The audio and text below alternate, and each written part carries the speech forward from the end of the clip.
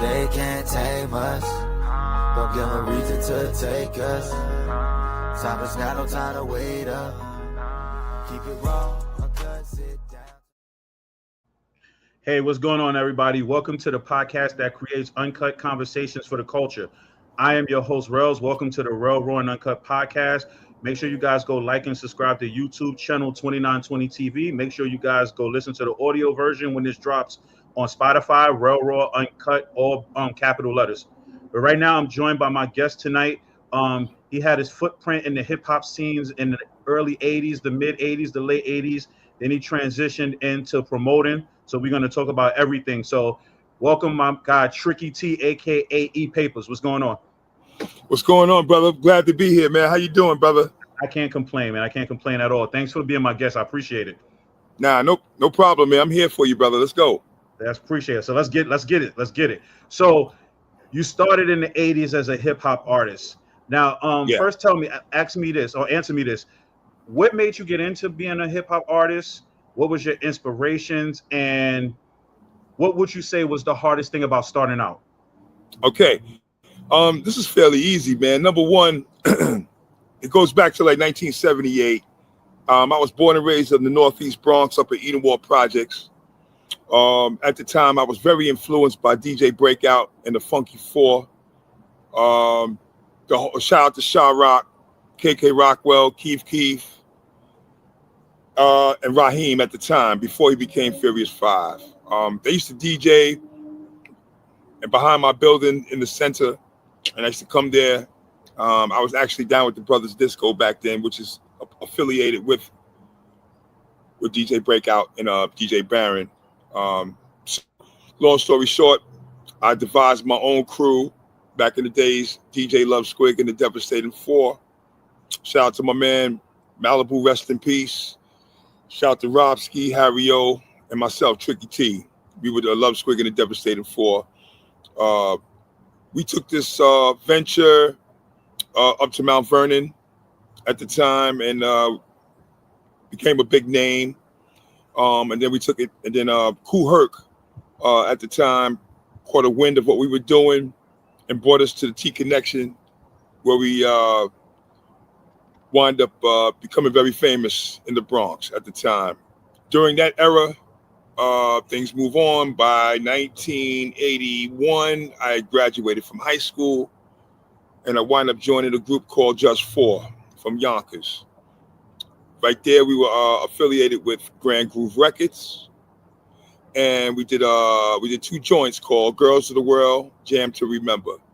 Now, for those who don't know, and shout out to JC, Little JCC. JC was a DJ for Kool Herc back in the days, but he used to rap. A lot of people don't know that. Okay, so we formed a group called Just Four. Look it up, Grand Groove Records, Girls of the World, Jam to Remember.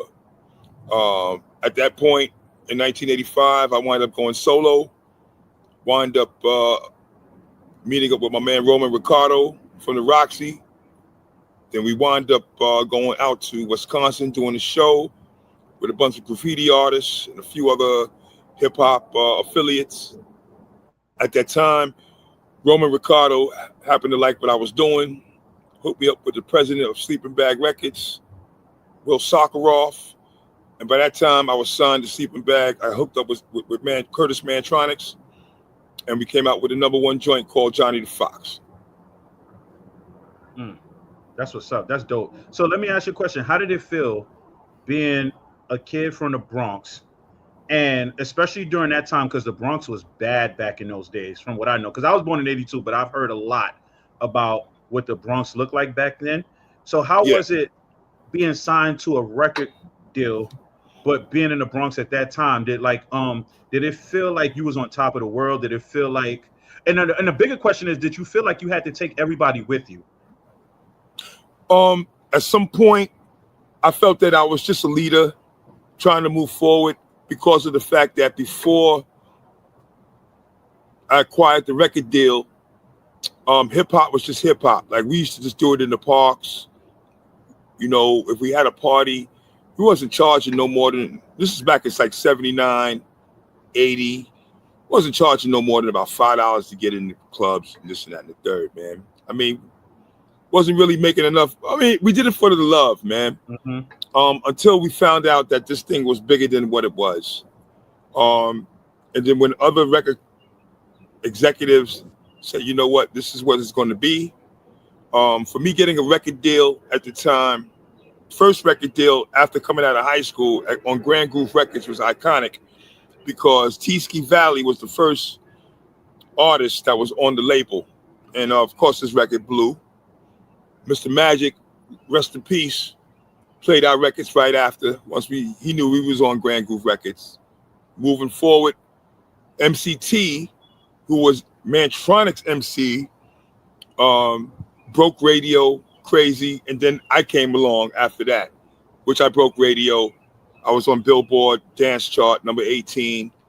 It was exciting, man. You know, as a young kid at 22 years old, then just like going across the world, going across the states, people knowing your record, it blew my mind at the time. At 22, it's gonna blow your mind.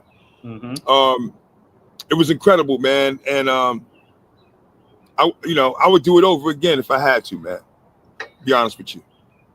That's what's up. That's what's up. So what did it feel like you just said, traveling across the world, traveling across the states? What did it feel like that first time, like say being under a label that they told you like, okay, you're gonna travel such and such place, you're gonna perform this? And how did it feel like when you perform your record and hearing people actually groove to your record, dance to your record, rap to your record? Like, how did that feel?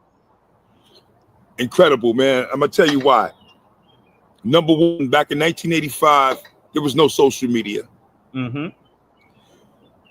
What happened was I was on an independent label, which is called Sleeping Bag Records. Now, let me run you, before I get into what you was talking about, well, I'll get into that a little bit later. You have to, the record label had to distribute the record throughout the radio stations throughout the country. So, like, I had a big following in Philly.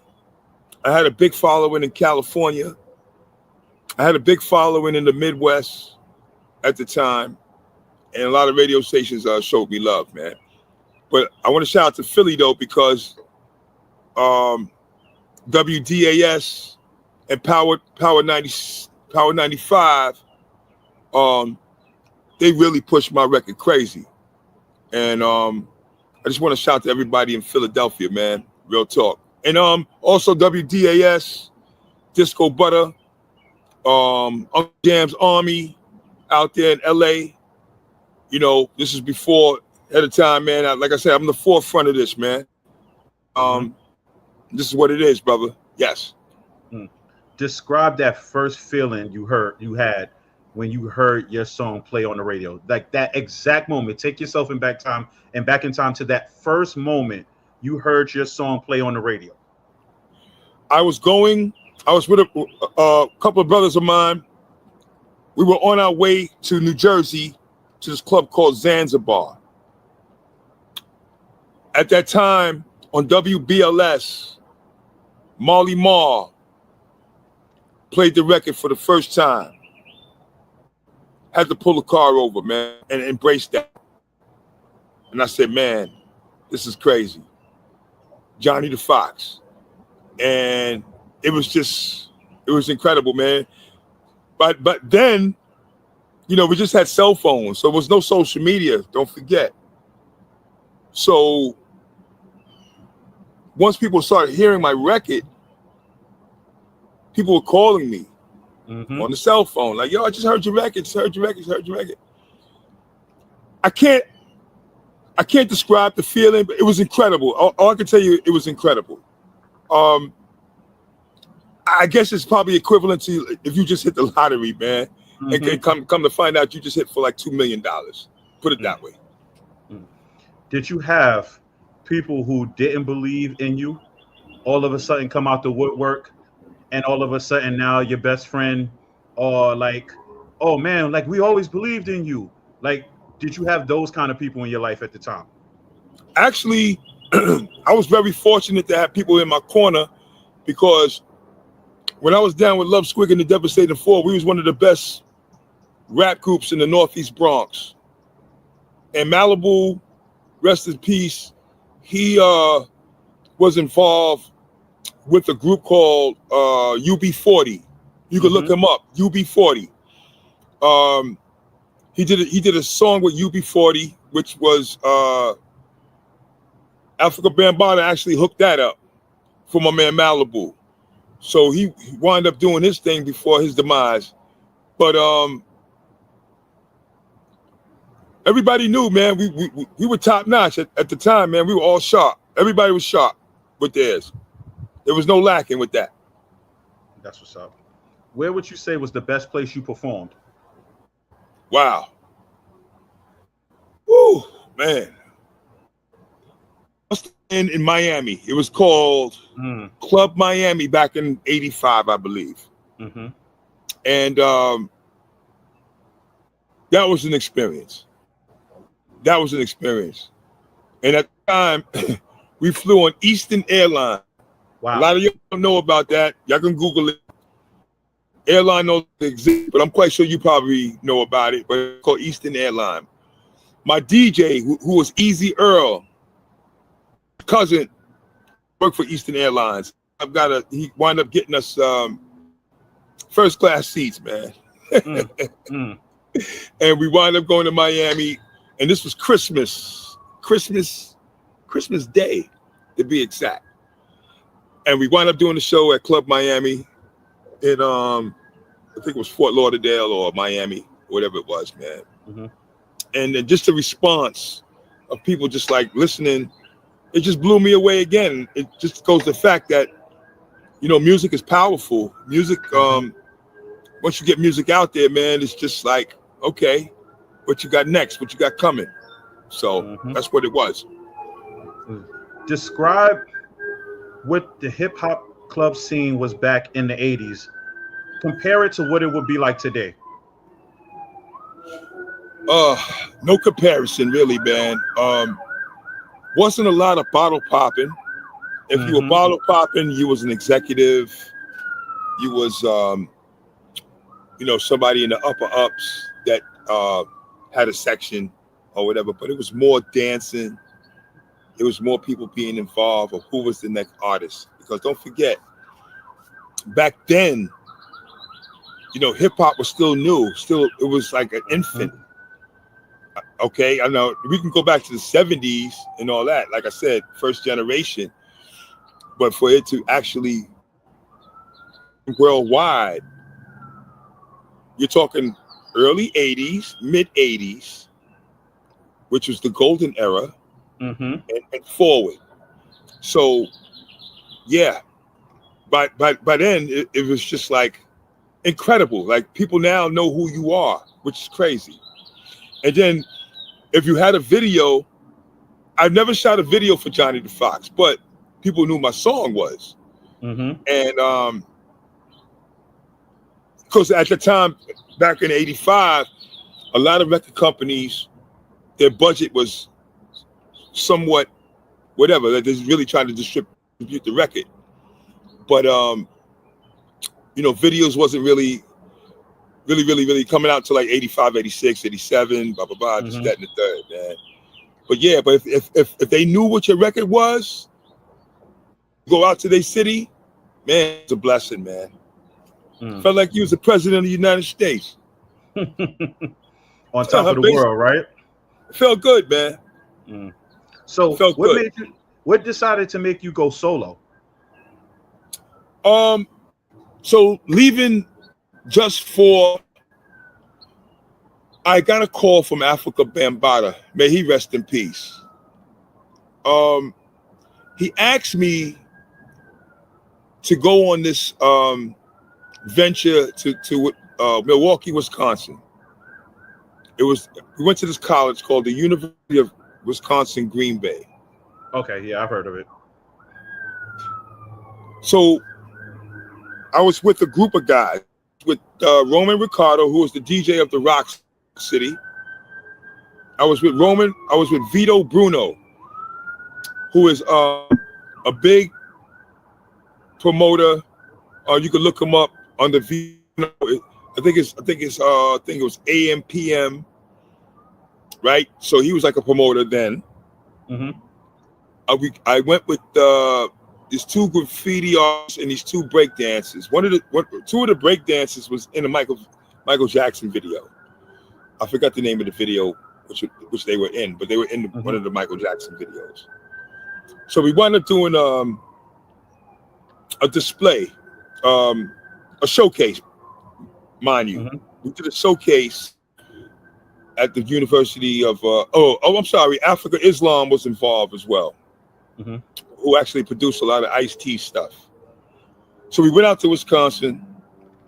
We did the show. We did the whole thing. Like it was graffiti, breakdancing. I rapped, Africa Islam DJ, and it turned out to be a great situation. Roman Ricardo at the time was a big DJ in New York City at the Roxy. He happened to like what I was doing. He asked me if I can submit him a demo, and I wind up hooking up with this guy, DJ Easy Earl from Mount Vernon, and we devised a serious demo. And once we submitted the demo, Will Sakharov, the president of Records, happened to like where it was. He liked the vibe, he liked the energy of the demo, and from there, we up with Curtis Mantronics, and the rest was history. What was that first single you had as a solo artist? Johnny the Fox. Johnny the Fox. That was produced by The second two singles that I did was Leaving the Drums, I Got It Good. That was produced by this guy named Sam Sever. He was a protege of Mix. But what happened was, not that I didn't want to continue working with Mantronics, I thought Sam Sever had clever beats that fit my personality. Even though I asked Mantronics to do go-go beat, and he worked with that, more into go-go at the time, the C. So working with that, we wound up doing that. My man Easy Earl came up with certain records to that fit the track. So that was the whole thing with that. But moving on with Sam Sever, I wanted more hard beats, and he also did. If you listen to Leave It to the Drums, he also did like kind of a go-go beat for me, which was dope. And we used a lot of James Brown samples in that. Okay. So question, when it comes to, you mentioned samples, how easy or how hard it is to get a sample clearance? Back then, it was just basically a chop up. Didn't really have to clear no samples. Now, back then, a lot of artists, hip hop singers, and if happy to this sample, it was like more or less, okay, oh man, they used my thing, like, oh man, I'm not even relevant anymore. And that was that. And we only use snippets of certain samples. But today, you use a sample, you gotta get it cleared. That's just business. Because now there's a significance of how much hip hop to the world right now. Real talk. So before we transition out of you being a hip hop artist to what you're doing currently at the moment, I just have one question to you when it comes to hip hop. What does hip hop mean to you, and what has it given you? Hip hop means to me is that I really feel very what's the good word to use? I'm very fortunate to be part of this whole culture from day one. I did radio interviews with Rock the Bells. I did various radio interviews across the country, and I tell everybody that I'm just very fortunate to be part of this time and era, from late 70s to present. Mm-hmm. Okay, so I got a question. I'm gonna ask one more question now that you mentioned that. So I'm just going right off the top of the head. Yeah. What eras to you were the best eras? Like, if you had the group 70s when you started up into current time, what is the best eras for you?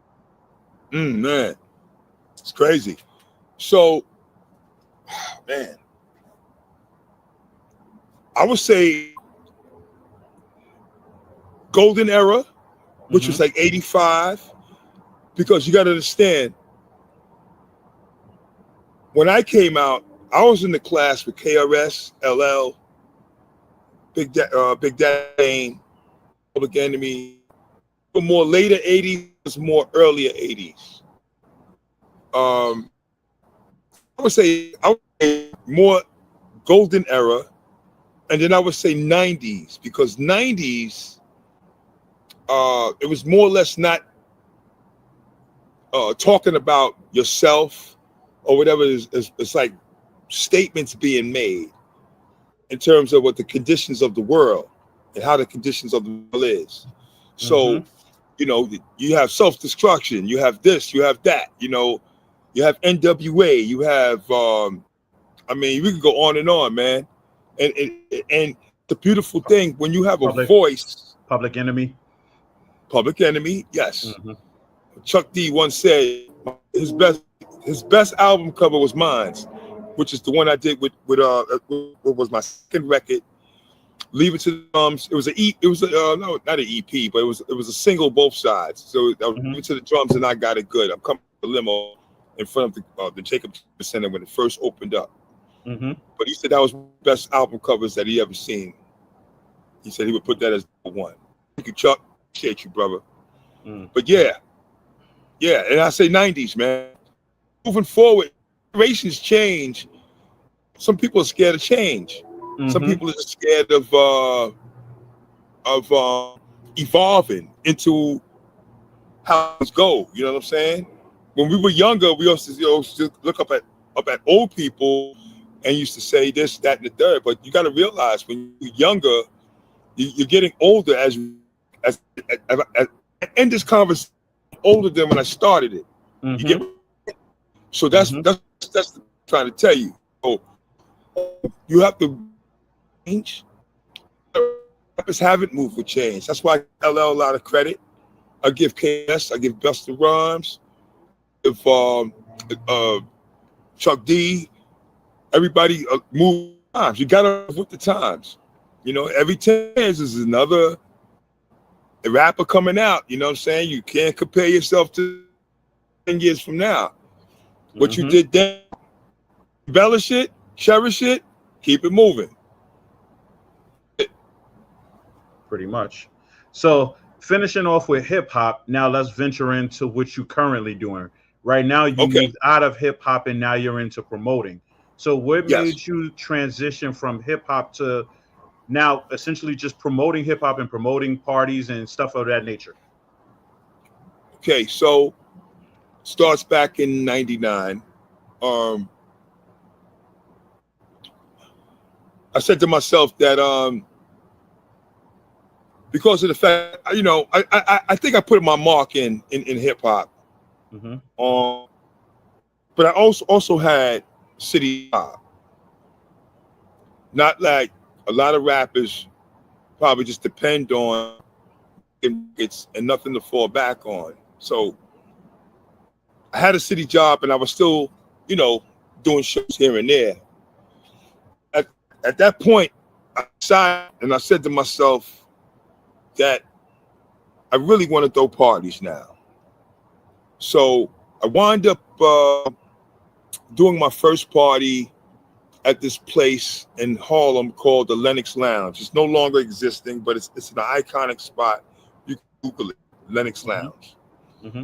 I had a good friend. I used to play football in high school and college, but my man Alvin, his uncle, used to own the Lenox Lounge. And what they used to do, they used to have 2 sessions of jazz sessions, one at 7 o'clock and one at 9. And after 9 o'clock, Alvin told me, he said, yo, Ed, if you want to do anything after 12 o'clock, because it's open and we can go to 4 in the morning. So because now I'm making makeshift flyers back in advance now, but makeshift flyers. I had a guy in my job who used to these makeshift flyers I used to give out to everybody. And our doors open at 12 a.m. That's unheard of. Because, you know, doors open at 9, 10 o'clock. That was only availability to me because of the fact that after the jazz session, I was able to bring the DJ in. So back in 99, I started doing Lennox Sound, and everybody started to like it. I started gaining momentum at the time. And there took me to other places. This is before social media. Remember, before social media, I was doing emails. I was doing word of mouth. Okay? I was doing, as you would say, I guess back then was texting, or everybody forwarded to whoever it was at the time. That's what was going on back in 99, 2000, which led to today. Now, you can read it, you know, you can elaborate on today and what's going on. Yeah. So what would you say is the biggest? Okay, so what you from doing it back then with word of mouth and texting and all of that to now, today's time, everything is social media driven. Would you say social media has been a bigger influence for you in terms of promoting now? Oh yeah, absolutely. I wasn't really savvy in computers back in let me get this correct. Let me see. 2010, 2005. A good friend, Tony McCoy, who was actually savvy with computers, and he was telling me about this the social media site that I needed to get on, which was MySpace. So he actually showed me how to hook up MySpace. I was really never on MySpace, right? And then I can't remember the exact year when Facebook started. So he calls me up again. He's like, "Yo, you need to get on this joint here." So what is it? It's called Facebook. I'm like, "What the fuck is that?" Like, you could reach out to all your friends. You could post. You could do whatever. And believe me, man, your parties is gonna be crazy. Rest assured, he got me on Facebook, and I became savvy with it. And sure enough, I did first at this place called OZ Tavern. Man, I had 400 people go up. The capacity was only 200 people, man. 400 people outside. I said, "Oh man, this." So my man Tony was, "Yo, I told you." I said, "Yo, thank you." And then for the rest is history, man. Now, you know, I'm a beast with it now. I'm a beast with it. Speaking of being a beast with the promotions, you have an upcoming one coming this weekend. So right now we're actually recording this on a Monday. I'm gonna drop this, I want to say probably Wednesday afternoon, but I'm gonna cut up clips and stuff and post it. But please let everybody know about the party that you're throwing this weekend, which happens to be Memorial Weekend, by the way. Yes. Okay, so Memorial Weekend. Now, normally I used to do it a weekend before Memorial Weekend. It so happens to fall in on Memorial Weekend, which is May 2nd. I do my annual Hook Day barbecue. This is every year. This is the introduction to the summer, which I do. Doing it as well, God willing, as of this Friday, it will be 9 years. May 22nd. Congratulations. That's years. what's up. Thank you, man. Been doing this straight. I've been doing the first 2 years. Started at City Island. Are you familiar with City Island in the Bronx? Absolutely. I'm from the Bronx. Okay. So City Island, Seafood City. Yeah. The first 2 years, we used to take over the parking lot, basically. Trust me, I know. I've been in a few situations where the parking lot got taken over. I know. Yes, yeah. I tried to work out a deal with Seafood City. They wasn't complying with what I wanted to do, because at the time and the time frame of people coming in, you know, I wanted to make some money as well, man. But you know, they didn't want to comply with me, man. So what I did was, my homegirl Rita Flowers, she actually told me, she said, you know, we need to take this to the park. So I said, you know what, I'm gonna do that next year. I'm gonna take it to the park. So I wound up doing Ferry Park, which is by the White Bridge. Yep. And I wind up doing my T-shirts and everything. And one of my people, that designers that do my T-shirts, I was selling T-shirts, doing it crazy, selling it up to last year, which was Hooky Day 8. This year I decided I wasn't going to do T-shirts this year. I said this year I want to do a unity thing, whereas I want everybody to wear white T-shirts to come out and just come in unity. You know, no Hooky Day on it, no nothing. It's just a matter of just coming out, have a good time, listen to some music. Premise of my whole Hooky Day is because, you know, everybody needs a day to relax. Not the fact that you just take work. It's just that, you know, sometimes you might want to take a day off and extend your weekend, come out and listen to some music, get something to eat and have a good time. And that's where I'm at with that, man. So this Friday, May 22nd, Brush Park, New York, 555 3rd Avenue. You can Google it, whatever. I will be there from 7:30 a.m. to 7:30 p.m. The music starts at 12 o'clock with DJ Robbie Rob. Those who know Robbie Rob, he's on tour with and all that. I asked Robbie Rob, and we're gonna of this Friday. I'm having mingles 40 in the Bronx. And man, that I'm in greet before the barbecue. The Knicks will be playing Cavaliers. Watch that game. So we everybody to come out wearing some Knicks. Gonna do it like that. At 5 Sunday after the barbecue. Saturday I'm idle. Sunday I have a at Sangria, which is located 2085 Bond Co-op City.